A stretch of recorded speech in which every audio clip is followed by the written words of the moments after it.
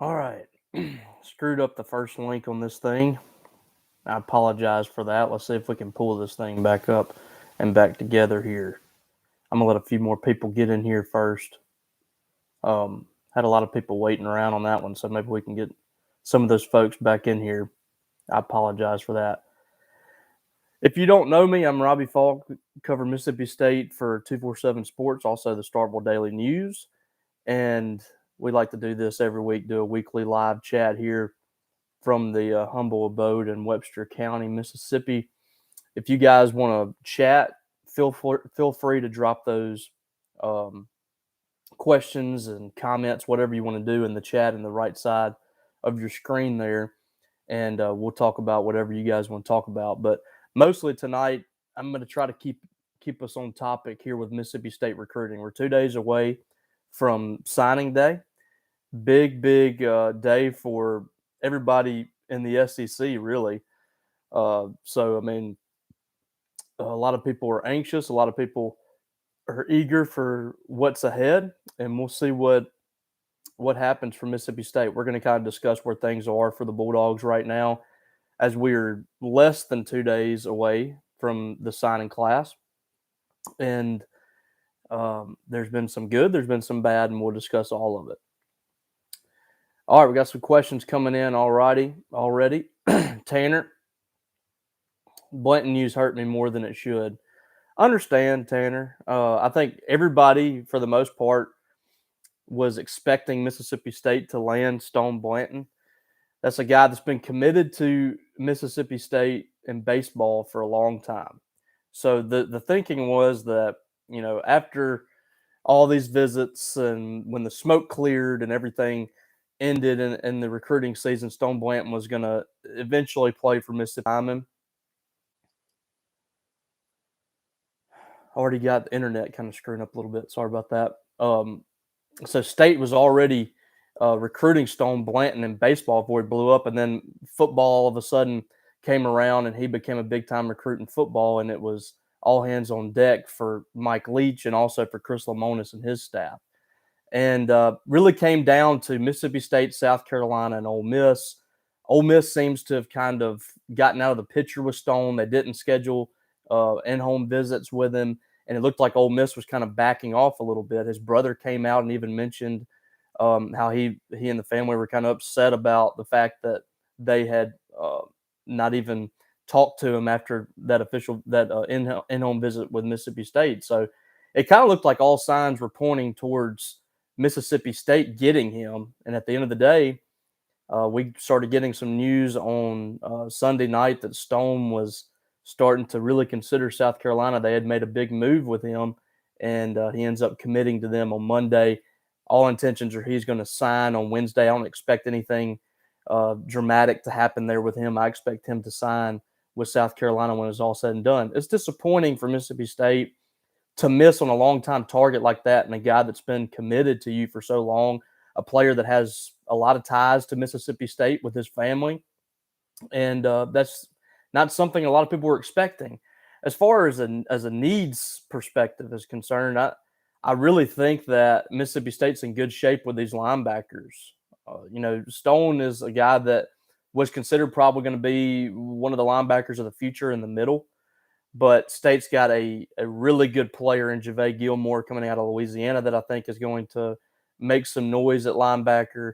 They've got Avery Sledge, a player from Mississippi, from Forest County, that I feel like is a real sleeper in this class. He's a guy that we just rated a high 3-star this week, and he's going to be right on the verge of a 4-star ranking, which is a pretty big jump for a kid that nobody was really talking about up until a couple months ago. Zach Arnett and company went to see him play, and they were actually going to see somebody else, and he kind of jumped off the field there, and Zach Arnett, I think, really fell in love with him. He's appears like he's probably going to be part of the class, and of course, Khalid Moore, who's a Mississippi All-Star from Poplarville, that I think is going to be really good. So 3 really good linebackers there to add to your defense. I don't think that you can really be upset about the defensive class at linebacker, but you'd like to have Stone in this class, and that's not going to happen.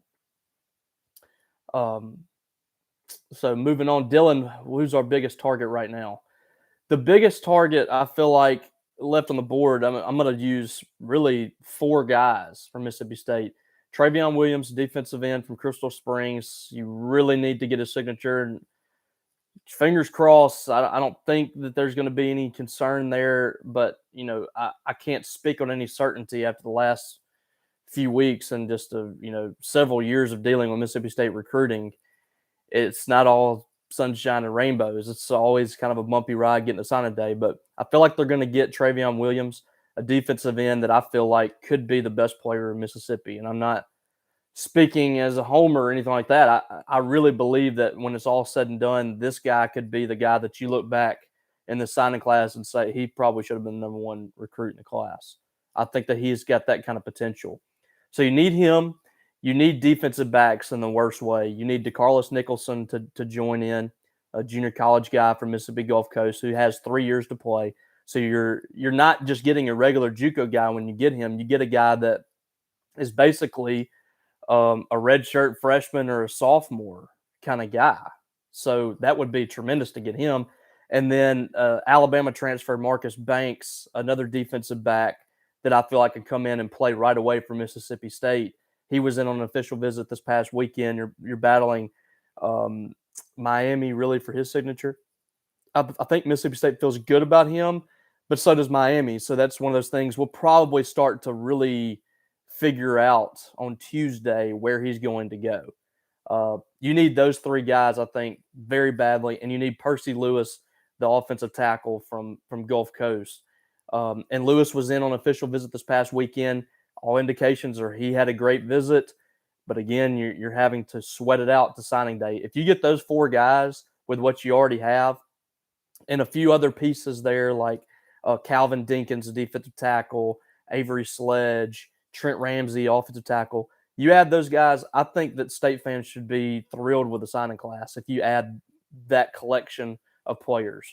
I don't think you can be upset about anything because you filled the needs at tackle. You filled the needs in defensive back. You filled some needs on the defensive line, linebacking crew. So I don't think anybody can be upset about that if you get those players. Harry, this is a family show, Harry. Is LSU going to snag A.J. Allen during the dead period like they did with Malik Neighbors? I don't think so. I don't think A.J. is going to LSU, but I don't think he's coming to Mississippi State either. I think he's probably going to end up sticking with TCU. That's what I'm hearing. He had some previous connections with that staff that just came in, and also just he's familiar with all the recruits in the class. I think he probably is going to stick with TCU. I haven't heard anything about LSU getting in the game with him. Let's see. Harry again, what do you think is the best way to keep the top players in Mississippi? Yeah, I was just talking about this on we just recorded Thunder and Lightning. I was just talking about this with Brian. I really think that Mississippi State needs to add some people to the staff with Mississippi ties. I've been on board with Chad Bumpus being the wide receiver coach since that position opened up. If it's not Chad Bumpus, Jacob Peeler works. I just feel like you need to add another piece to this crew that has ties to Mississippi, that knows the Mississippi landscape, that knows what it takes to get players in Mississippi.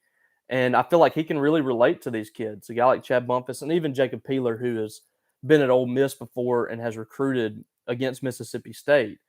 You get somebody that has those ties here that understands how important it is to keep those players home, and I think that really adds a different dynamic to your staff.